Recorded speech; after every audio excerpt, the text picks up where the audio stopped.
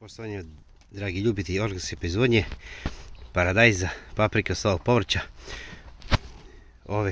Danas ćemo predstaviti sortu Jasmina.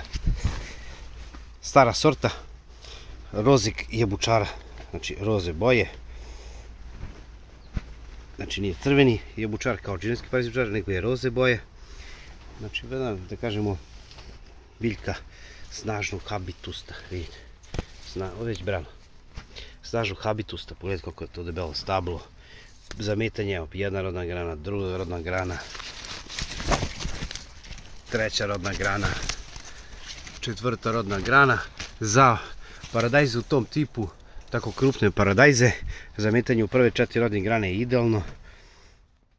Paradajz znači je snažnog habitusta, lako uzima kalcijum iz zemlje zbog odlično razvijenog korenog sistema kome ne treba nikakva pomoć, da kažemo, da bi se razvilo, da bi došlo do razvitka tog korenog sistema.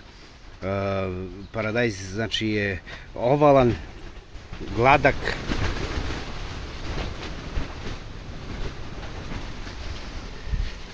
evo ovako idemo dalje. Idemo dalje, znači da proverimo da ne bude samo da je to jedan struk. Evo ovako, znači prva rodna grana, druga rodna grana, treća rodna grana, četvrta rodna grana. Kad sklonim ovu prvu rodnu granu, krenut će i ostale da se formiraju iznad četvrte rodne grane. To su ogromni paradajzi, kao što možda vidite, preko 800 grama, 700-800 grama, znači ogromni paradajzi.